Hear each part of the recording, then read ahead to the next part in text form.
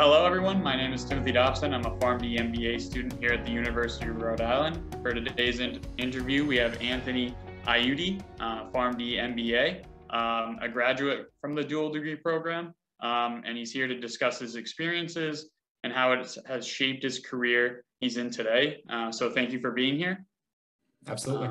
So just some basic information before we start. Where are you from, Anthony? Yeah, so I was originally from Woonsocket, Rhode Island, so pretty much as north as you can get in Rhode Island. But now I live right outside of Boston in a suburb called Bedford, Massachusetts. All right. And what year did you graduate from the University of Rhode Island College of Pharmacy? Yep, I graduated in 2014. And so what made you choose to go to URI, and why did you pick pharmacy? Yeah, so the University of Rhode Island's pharmacy program is obviously a great program. Being in state, I think there was some benefits financially, but nonetheless, did look at several schools of pharmacy and just kind of felt most at home at URI. So it was it gave the right balance between not being too large of a university and not being too small. The college kind of felt like home, and especially the people that we've met. Some of the same characters that are still part of the College of Pharmacy today were part of the reasons why I came to the university, and in particular the College of Pharmacy. Yeah, well, for myself, I'm from Westerly, Rhode Island too.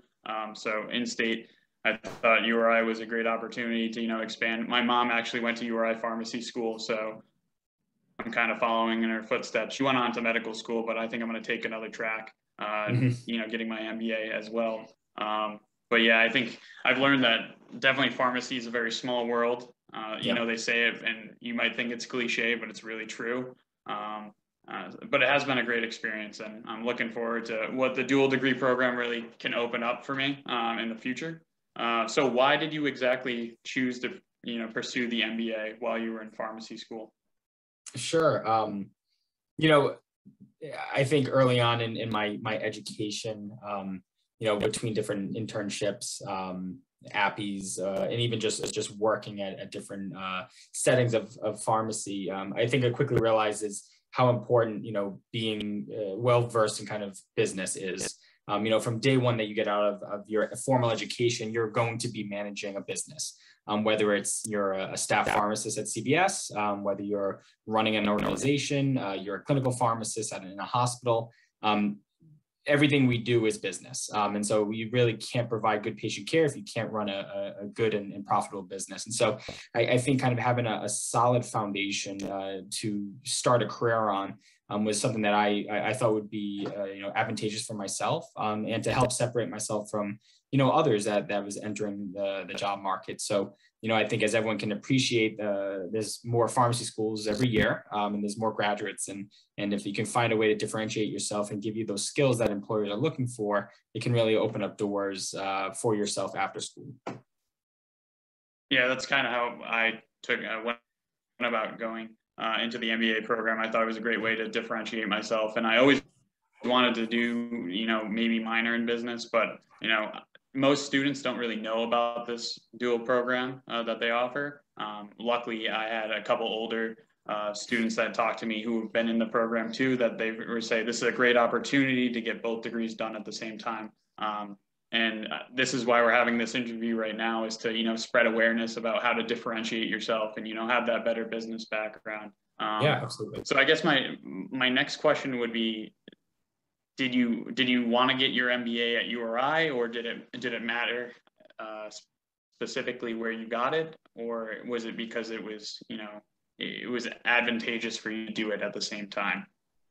Sure. Yeah, that's a tough question. I think that there's several different camps that people fall into when they think of when to get the MBA, where to get the MBA. A couple of things to consider that I also considered was, with the dual program, the ability to, double dip credits in terms of, being able to take, 2 undergrad courses to potentially get out of one of the MBA classes, as well as continue to take courses and fit under the tuition threshold, was obviously attractive. And so, I don't think there's many opportunities where you can get an MBA for, as cost efficient as you can with this dual program, if you plan your schedule correctly.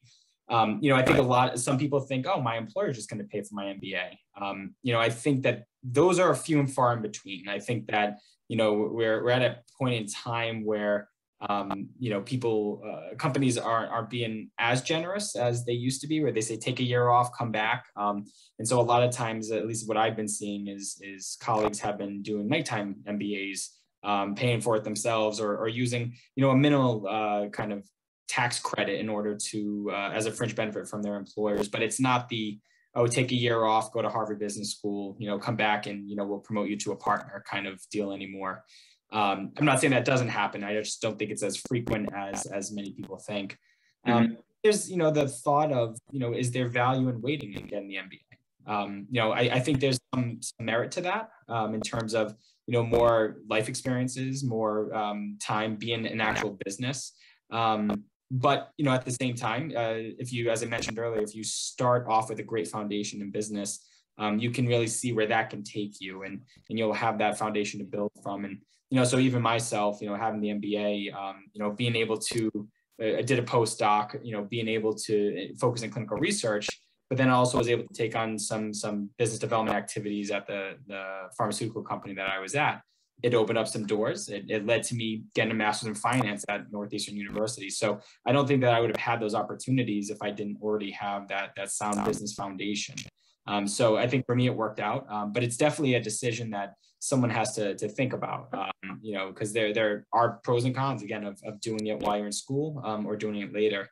I think maybe the last thing I'll say is, you may think you're busy in college, and I absolutely did too. And, now being, a parent, having a job, having a wife, or a significant other, there's a lot of time commitments, and it's amazing how fast the days go by, and the weeks and the years. And, so I think at a time when I look back and I say, I actually had a lot of time in college.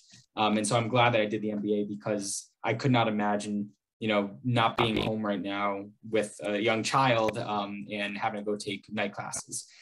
So I think that kind of all of that needs to be considered when, deciding on, is it right for me to do the MBA at URI? The last thing I'll say about URI's MBA program is, one thing that I really appreciate about it was the flexibility. So some of the classes are down the Kingston campus. Some of them are up in Providence. Some of them are during the day. Some are at night. Some are on weekends, in the summer, in the spring, in the fall.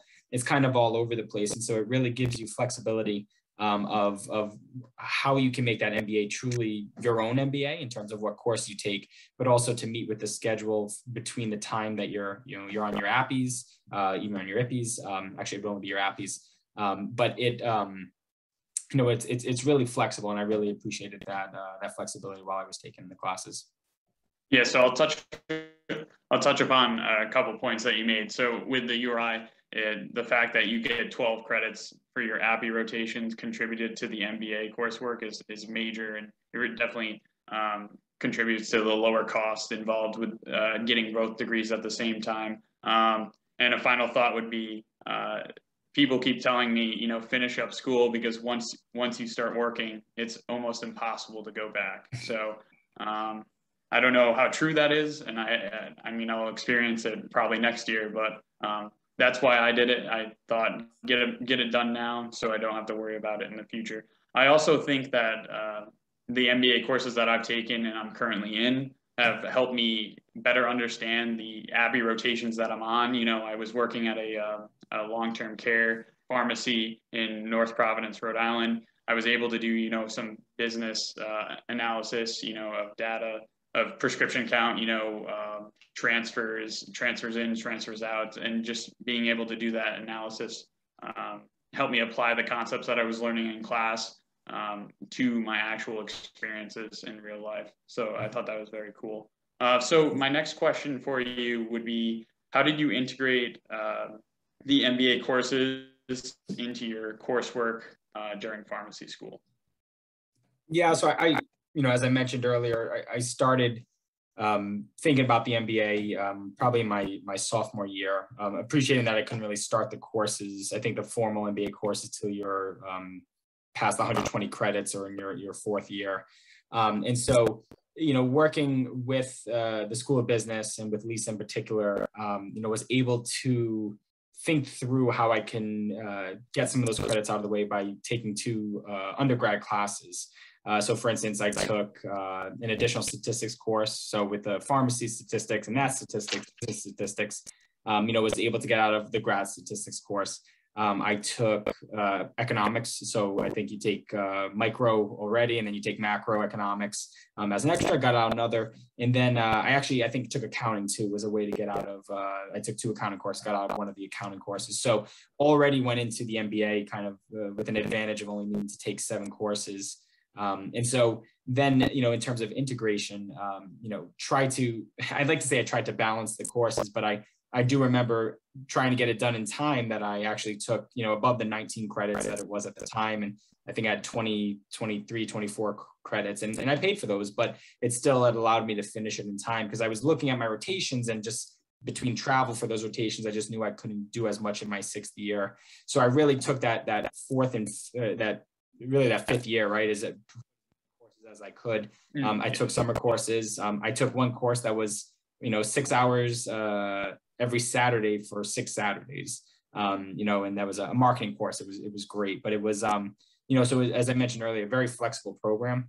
So that's the way that I was able to fit it in. And, I took night courses up in Providence. I personally, I mentioned this previously, I love the Providence courses, the Providence campus.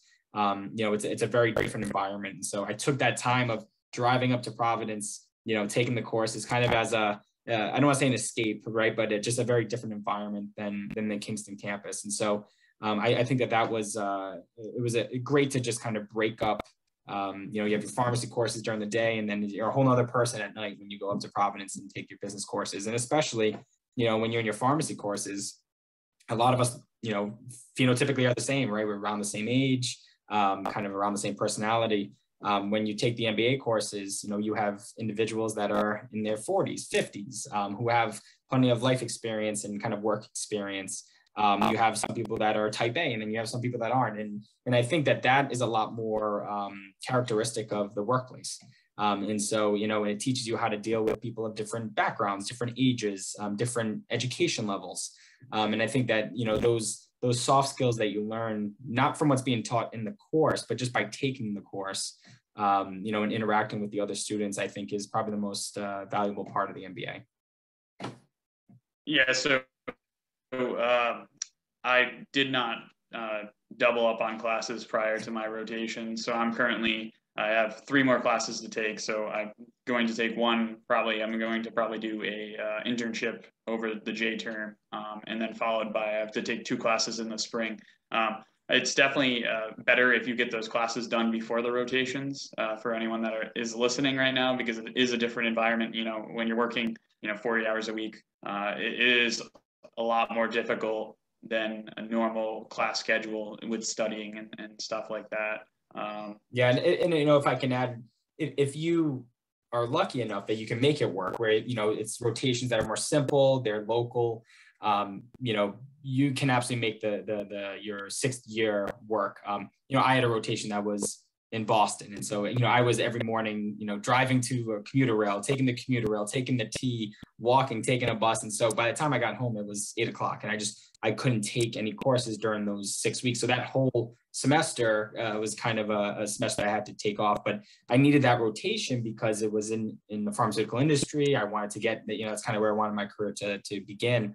And so, I think to really be successful in the MBA, right, just is thinking kind of long-term of what does the rest of your academic career look like for those 6 years when you first started out, because it also helps you pick what courses you're going to be taking, because appreciating when courses are offered. And so, being strategic there, I think, is really important, because you could easily run, to be at the point where you graduate and you still have 2 courses to take. And well, your job is down in New Jersey, but you have to stay up here or figure out how to do online courses, or, work with the College of Business to figure out how you transfer those credits. And I think it's easier just to get it out of the way and finish both degrees in the 6 years. Yeah, you do bring up a good point, because my rotations are generally, I'm in Providence, I'm in Westerly, and I'm in Narragansett. So it's a lot different than, if you want rotations in, North Carolina or Alaska. I know some students that are in Alaska right now, and you would never be able to take an MBA course from Alaska. So definitely something to consider when scheduling. So do you remember any aspects of the program that were challenging for you, or was it, any issues? I said it as a blessing earlier, but it's also a curse, which is, the people that you surround yourself with in the courses. So it takes time getting used to, you have either your class and everyone studying the same thing, and you start to, be more with your friends who are usually like-minded. And then you go to this MBA course and you're going to be working with someone who was a, communications major, an engineer, right? Just a very different personality. And so, I distinctively remember, early in my MBA was, having to deal with kind of these difficult individuals, or, that's maybe a poor way to say it. Difficult conversations with individuals with different backgrounds. And so, and I think that, again, as myself learning, I appreciated kind of my growth during the MBA, which is, that lesson itself, again, it wasn't in the textbook, but just that lesson of how to deal with others and how to motivate others. And really, again, as I look to what I do today, it's so important. And I could see myself during the MBA. And as I got towards the end, is when group projects came, it wasn't, as challenging, and you were able to kind of communicate, motivate others, to help the whole group, succeed. I think maybe the other thing is a little different construct of the courses, right? The pharmacy program, a lot of it is you learn, you take a test, you prove your competency. A lot of these MBA courses, it's a project. There's no tests, no exams, and it's a group project that you don't really know how you're doing until the semester ends, and then you get your grade. And so I think that just that different design of the course is just something to get used to. And maybe the last thing I'll say is, and it kind of alluded to it a second ago, is sometimes those grades are, you can't keep track of your grades until the end of the course. And so, I think that I was the same way again, right? I wanted to have a great GPA, and it was so important. But at the end of the day, they say C's get degrees, and maybe aim higher than C's. But I think that at the end of the day, it's more important that you learn than just get that high, that A in the course. And so I think that that's another thing that was important, that, not to beat yourself up when you maybe don't get the A in the MBA course, because you're like, I'm doing so well in my pharmacy courses, I should be doing fine in the MBA courses. But it really just, it relates to real world, right? Is if the whole team doesn't succeed, or the whole team isn't brought along, the whole team doesn't do well. And so I think that was a good learning in the MBA courses. Yeah, it is. I would agree that it's a different experience. I think it's also kind of beneficial, though, to work with those different, those different ways that other people think, business-minded people, different backgrounds, different ages, they all bring different perspectives to analyzing situations and developing solutions. So it does get you out of that pharmacy thinking mind for a little bit, or you can bring that pharmacy like-mindedness into the conversation to develop a more cohesive solution to issues. And that perfectly segues into, how do you use the MBA today in your current career? Sure. So everyone says their career is a little different. I don't think I expected my career to be where it is today. So I'm currently an investor at a life science venture capital firm. And so every day I like to say it's like real life Shark Tank. And so, companies and scientists come in and pitch their technology, whether it be this, latest and greatest antibody, this, new CAR T therapy, or a new technology that, none of us have even heard of. And we evaluate kind of the scientific merits of their technology, as well as the business merits. And so I think I'm in a very unique position where kind of straddle the line between, both understanding the science, but also the business. And, I think it was really the business courses that I've taken and experiences that I've gotten that have helped me to be effective in that position. And so, understanding, it's more than just understanding business, right? Is when we say we want to invest in a company, it's not always on the terms of what the founder of the company wants. And so it's about negotiating. And so, when I look at the organizational behavior course and kind of talking about how to motivate people, understanding what their goals are. And, that's key to understanding to be successful in negotiation. Then it's, actually working through formal legal documents to actually pay, to actually invest in the company. And, the business law class I took and talks about contracts and, that those are important to learn and, tort cases versus criminal. And, it's things that you think you'll never use again, but you do. Then when we think about how much we want to pay for a company, right, we have to think about how do you value that company? And so, looking at the courses in finance and in corporate finance and in, even portfolio management, right? A course where you think, when am I ever going to use, the capital asset pricing model again? Well, there is a way you can use it, right? As you try to think about how you value this company. And so I can probably go to each course in the MBA and show an exact application of how I use kind of that experience and that knowledge in what I do today. And again, you're not going to use it every day, but just having that in your back pocket to say, oh, I remember that course, right? Marketing. I work with our portfolio companies to put together pitch decks when they go out and raise money from other investors later on in development. That's a marketing tool right there. And so, thinking about what you learned of how you would market, a Lexus dealership in the MBA course, how does that relate to how you're going to market a biotech company and their new technology? They're different products, but at the end of the day, they're still products, right? And so you have to understand who you're marketing to, what they're looking for, and make sure that you convey that message as clearly and concisely as you can. And so, again, every course I've taken, I think I can look at an example of how I've used that in the last week and how I probably use it almost every single day. And so do you feel in your current position, you use both your experience in industry and your experience in business on a daily basis? Sure. No, absolutely. So again, as we look at these companies, right, appreciating the science, but my time in industry, right, actually, and when I was in industry, I was involved mostly with clinical development, which is as soon as that drug gets near humans, all the way through global phase 3 trials, and then, talking with regulators. And so I actually sit on the boards of a few of our companies, the governance boards, and help to guide those companies through the development process. And, I think in going back to the MBA, right, it's management, right? It's not me doing the actual work, but it's making sure that I can provide guidance, can motivate those teams, connect them with the right resources, and kind of supply chain, right? Connecting them with the right resources and the groups to work with to help guide those. So I see that I use my, my scientific and clinical knowledge from my formal education as a pharmacist. I see myself using the knowledge and skills I developed as a practicing pharmacist in industry. And then, I obviously see myself using the skills from business and finance that I've, developed from my time at the university and even beyond, again, in everything that I do today. All right. So my final concluding question will be, what advice do you have for current prospective students that you wish you knew prior to starting the dual degree program? I know we kind of touched upon it, but if you just want to, make a concise statement on it. Sure. I think the biggest takeaway from the dual degree program and from the MBA program is to embrace the differences that you're going to see in the people that you're with.